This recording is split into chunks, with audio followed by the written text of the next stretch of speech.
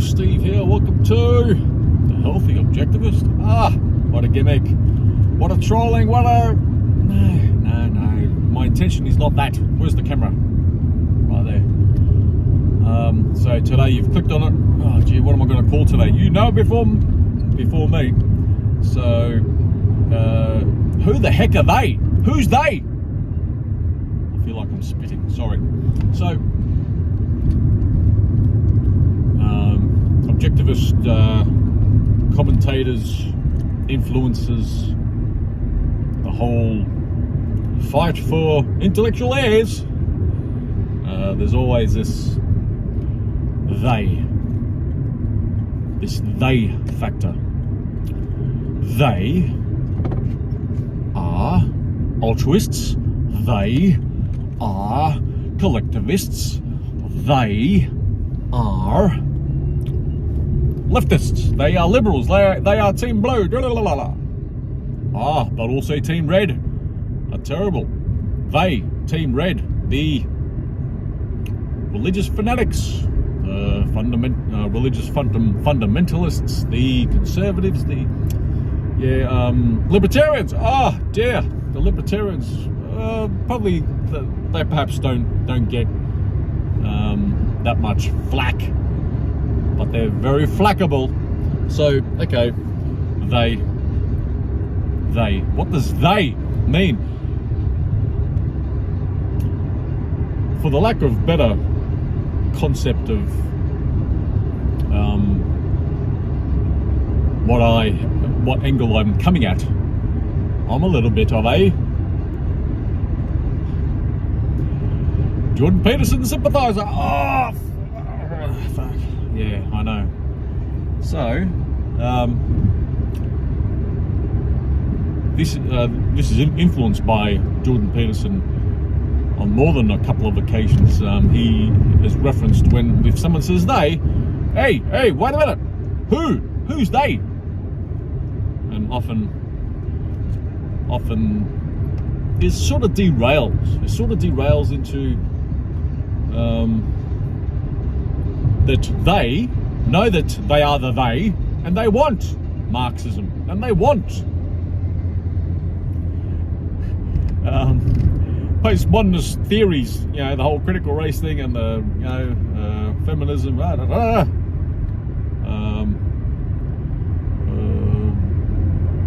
racism to sort of bite to the whole idea of activists.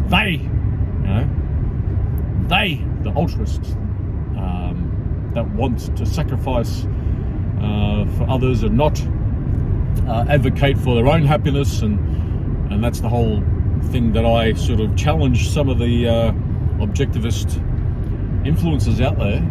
Is that there are better terms, objectivist commentators out there. I would like to think that I've got some profound thoughts with objectivism, and where challenges are due, where challenges are fair about where objectivism is coming from, I'm going to challenge it. Okay, so they. Oh yeah, sorry, I was going to mention the idea of happiness, rational self-interest, self-interest, happiness, justice, freedom,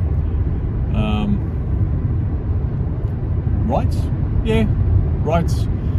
All those sort of terms are Barnum statements. I've mentioned them before, but by poo-pooing they, and by challenging the theys, whether it's Team Blue, whether it's religious fanatics, and then accompanying that with your happiness, your rational self-interest, living for you, those latter ideas, concepts with happiness, freedom, liberty, rational self-interest, yes, they're very Barnum statements, which means ask 10, ask 1,000 people to define what those particular concepts are, you will get so many different definitions that your head will spin. And just like many an objectivist would like to suggest, indicate, advocate to, you need to follow people that are professionals, people that are knowledgeable in a field. There's even philosophers with knowledge in the field, but they're way off, right? How about the Faucis and their crappy, supposed crappy public health policies and all that sort of thing? We poo-poo some of the people with credentials. So let's be careful about resting on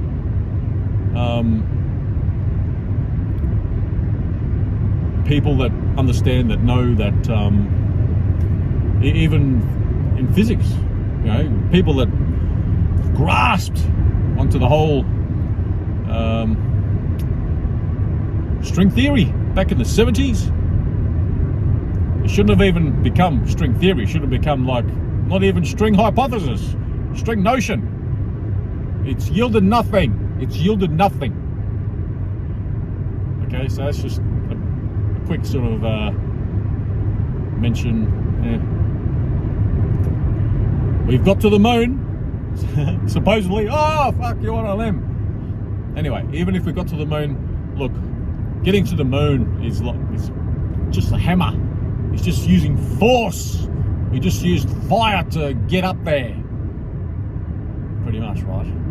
There's a lot more to go. So, I've jumped around the whole Barnum statements and credentials in getting people to understand, follow what the knowledgeable people are saying. There's issues there with the Barnum statements, with people that you think are qualified.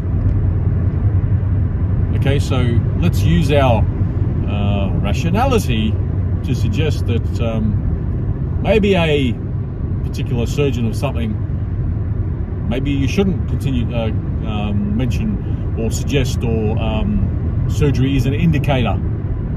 Because coming from the healthy objectivist, I'm going to add some health things from time to time.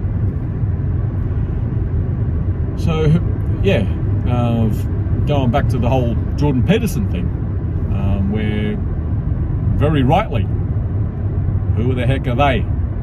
The postmodernists, the Marxists, they're communists, Do you want to go to the bloody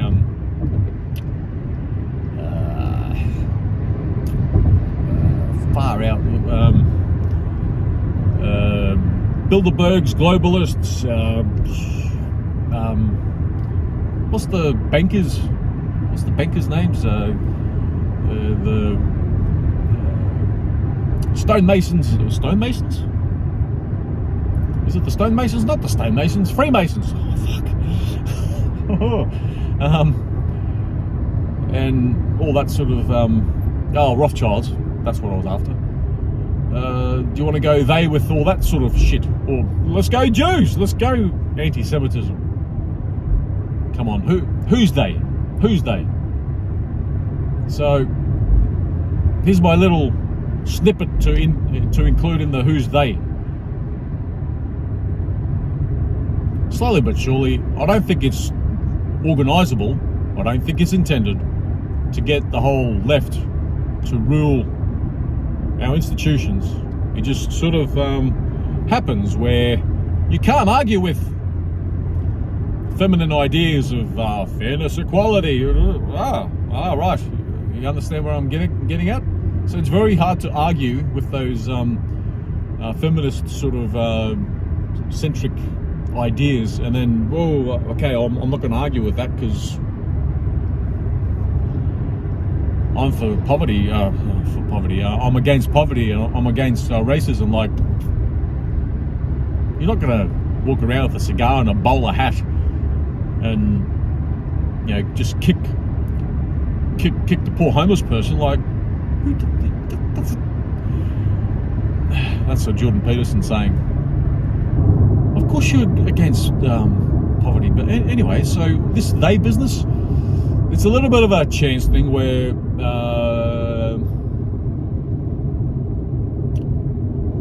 Camille Paglia, spelled Paglia, but Camille Paglia, very good feminist. She referenced it quite nicely, where the universities, well, when you start hiring, you know, you probably, you had a 3 out of 10 woke personnel in there, and then the next personnel that you get into your department that you recruit are like a 5 out of 10 woke. Then you go 7, then you go 9 and 10, and then all of a sudden the conservatives and the Republican types, lateral thinkers, get excluded. They get excluded. This is where perhaps the Yaron Brooks and the Jordan Petersons wouldn't see eye to eye, because they're not eye to eye. Jordan Peterson's got some good correlations, thoughts, suggestions about personality proclivities towards being a woke leftist and being a right and conservative and religious fanatic. And they are very personality driven.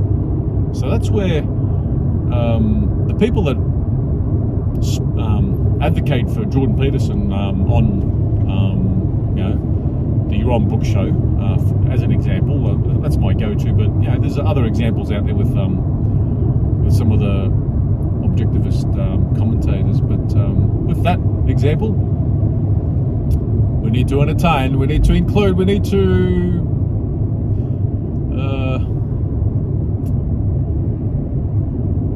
give some time to entertain the personality proclivity towards certain ideologies.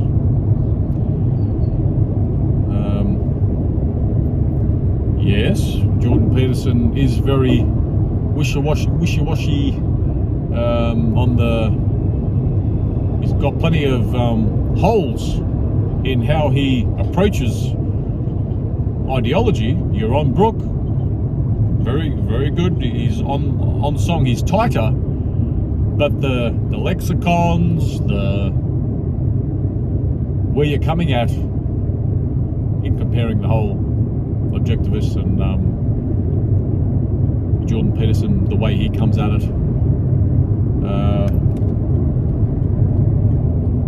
you're not starting at the same spot epistemologically, metaphysically, epistemologically. So extending from the episode on the lexicon issues with objectivism, and why many can't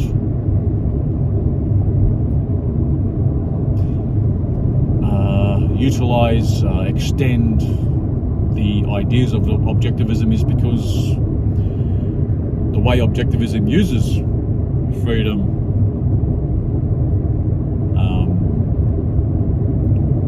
happiness and liberty, rational self-interest, selfishness,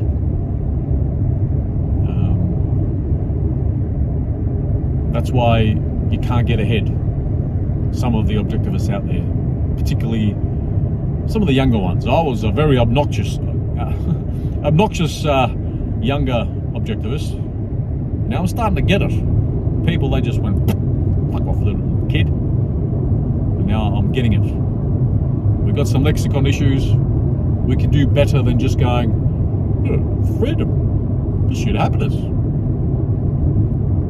That's why objectivism, Ayn Rand gets the flick in popular culture, is because it doesn't resonate with, especially the linear thinkers, the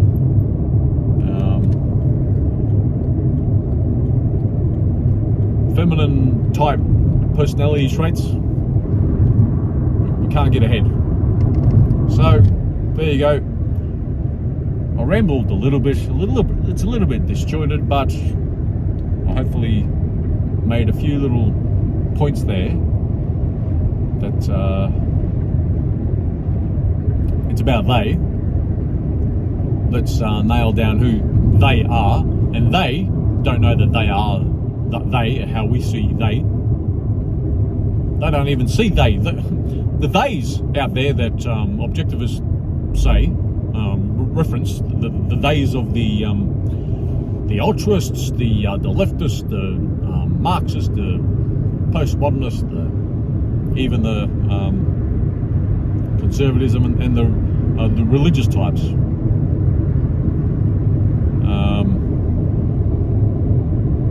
We need to be more specific, a bit more precise in the theys. Those theys that I just referenced, they are doing more of a, not John Galt, no, how could I forget, the architect. Here in Australia we got this thing going, the architect, Howard Rourke, how could I forget his name? Howard Rourke, where Tui asked, well, what do you think of me, Mr. Mr. Rourke, however he referenced him, I don't think of you, right? Well, the majority out there that poo-poo on objectivists, they're doing the Howard Rourke on the objectivists.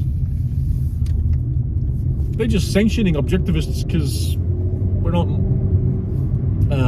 not making any traction. There is traction, but come on, there could be more.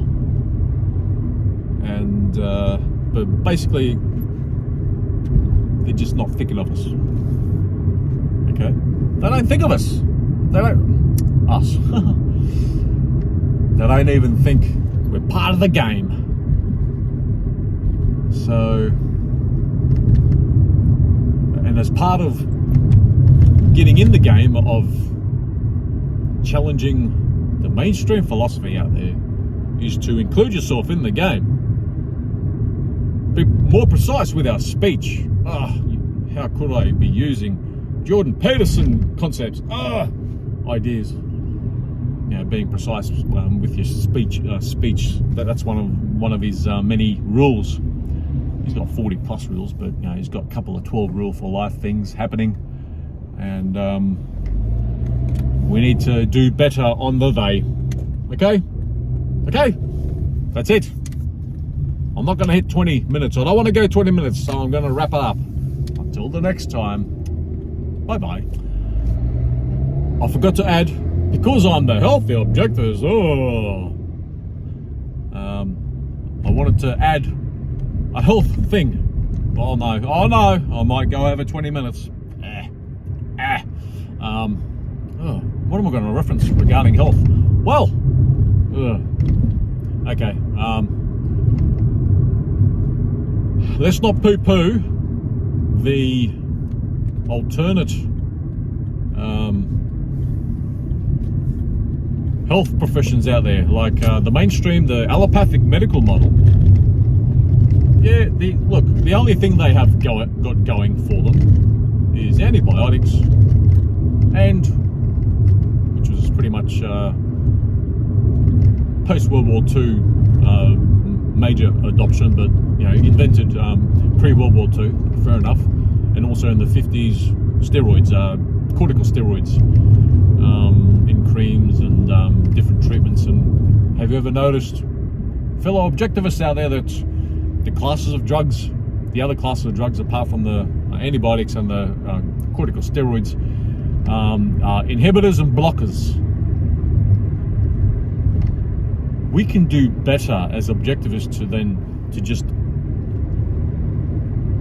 think that because rational self-interest, and they've studied, they're learned professionals, these allopathic medical model people, the MDs, the surgeons, and the like, that they'll fix us. No. Look, the only thing that allopathic medicine has got going for it, the mainstream medical model, the way it's set up at the moment, is to get you back on the battlefield. If you get run over by a bus or stabbed or shot, in the emergency room, preserving life, beautiful, beautiful. If I just got sideswiped now by a truck, get me to the emergency room, great.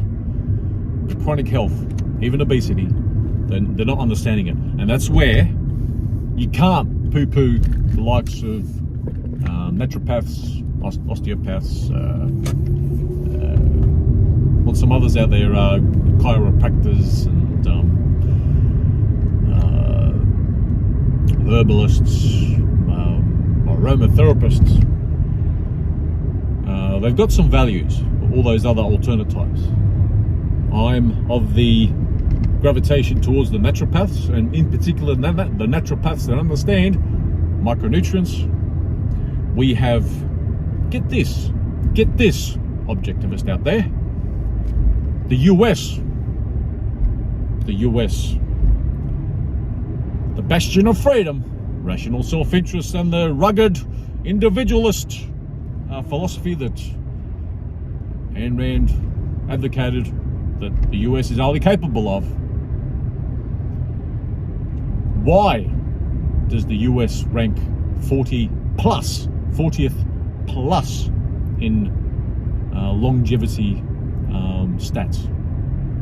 Yes, the US spends more on healthcare than the rest of the world, the other 200 countries combined on healthcare, and they're ranking more than 40th in life expectancy stats. Oh, but you know, the people that live shockingly, and the people that have bad lifestyle choices and junk food and the whole kit and caboodle. No. That's a greater discussion, but this is just that's just a slap for you. The US, the center of research and development in science, medicine, yada yada yada, tech, we get it, but in health we don't get it. Veterinary science gets it before the MDs. In veterinary science, we understood 50 years ago plus that micronutrients has actually, we've doubled and tripled the life expectancy of our captive animals through the understanding of micronutrients. So that's where I would advocate in an ongoing manner that that's where the Objectivist should be looking to in health, and part of my hat in the ring of being a health advocate in the Objectivist space. I may look athletic and all that, but I'm a sedentary 50-year-old that doesn't do any exercise. I don't, and I'm not coming from blessed genes or anything. You should see how I used to look a couple of years ago. Shit. I was around 80 to 90 kilos heavier than I am now. And statistically, I was only looking at living less than 1.5 decades more. But I've changed that. I've probably extended life by probably 3 decades. And I want to... there's my hat in the ring. Okay, so that was just a quick extended snippet on the health part of where I want Objectivists to look at health, okay? And what they was all about, that we should tighten up the they, who the fuck, who's they? I said it before, so probably can articulate it a little bit better, but we need to just, I'll put some awareness in there before. Let's tighten up that they, and then maybe we'll get greater traction in the mainstream. Okay. Until the next time, objectivists out there, or objectivist to be. Bye-bye.